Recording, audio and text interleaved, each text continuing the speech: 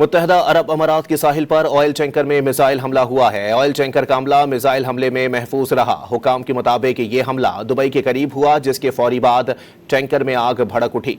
आग बुझाने का काम शुरू कर दिया गया है। आपको बताएं कि मुत्तहदा अरब अमारात के साहिल में ऑयल टैंकर पर मिसाइल हमला हुआ है। ऑयल टैंकर का अमला मिसाइल हमले में महफूज रहा। हुकाम के मुताबिक ये हमला दुबई के करीब हुआ, जिसके फौरी बाद टैंकर में आग भड़क उठी। आग बुझाने का काम शुरू कर दिया गया है।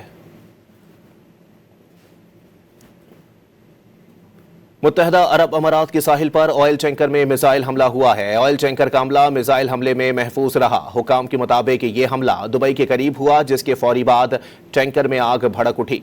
आग बुझाने का काम शुरू कर दिया गया है। आपको बताएं कि मुत्तहदा अरब अमारात के साहिल में ऑयल टैंकर पर मिसाइल हमला हुआ है। ऑयल टैंकर का अमला मिसाइल हमले में महफूज रहा। हुकाम के मुताबिक ये हमला दुबई के करीब हुआ, जिसके फौरी बाद टैंकर में आग भड़क उठी। आग बुझाने का काम शुरू कर दिया गया है।